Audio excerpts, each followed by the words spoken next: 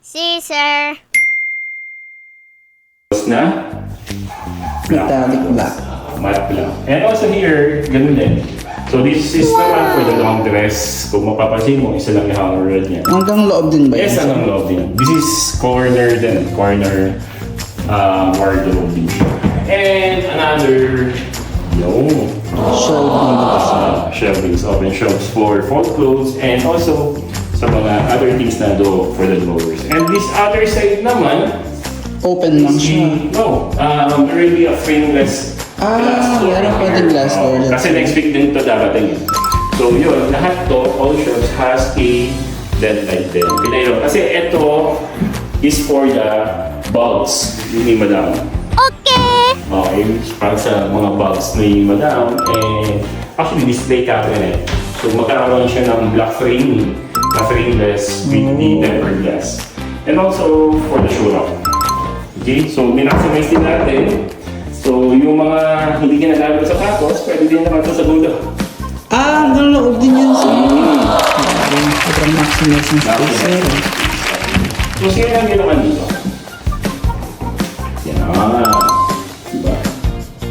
Then here, yung ilalapag namin next week is ang kulay naman nito is wood grain na tabletop, yung countertop nung mismong dresser niya. And nandito din is relocation ng mga outlets, which is may USB port and yung universal outlet. And also dito naman mangyari yung switch niya. Okay? Oh, and yes! Dito naman, so dito maglalagay pa kami ng mga outlets kasi may mga pang, alam mo na, kung maganda ng blower and something. So meron tayong i-organize natin yung mismo mga drawer niya for the dresser. Convenience yun, no? Malapit na malapit siya dito. Actually, this is the only thing that we need to do next week. And also, placement ng mga, actually gawa ng mga frames niya rin. Kailangan ng mga glass, tempered glass, and the mirror. So, right after that, retouches and clean. So, done. And aside pa, bago ko malimutan, kasi ito, nagkakaroon pa ako dito ng back panel. So, kasi wala akong naalalayan yung ayaw kasi ni Madam nang nakastand yung niya, gusto niya yung mirror.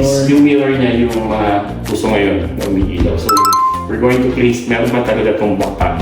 So, naka-place sa top and then up to the ceiling. So, dito ilalagay yung vanity mirror na latest. Pero hindi naman mako-close yung buong mirror, ay yung buong sir, no window. Hindi. Actually, ganito lang. Ito yung design. Ganyan. Ano pala eh. Yan. Diyan kasi iba pa yung kulay. So, ngayon, bumaliktad. Nangyari, yung tabletop or yung countertop ng mismo dresser will be the wood grain. And ngayon, mga colors natin, laminated finish to, it's a nude color. So yun guys. So if you're interested in this kind of wardrobe that we're doing or in terms of modular cabinets you're looking for, so you can trust Excellent Home Decor, or if you would like to have a free estimate or free ocular visit, so you can contact us on our contact number below, and also you can message us in our Facebook page right here. So if you really want us na mabigyan kayo ng magandang services and alam niyo garantisado at garantisado ang pasabog ang ibibigay namin outcome. So choose excellent Home Decor. And else, don't forget to like, follow, and share our Facebook page, TikTok account, IG, and Pinterest, also our YouTube channel.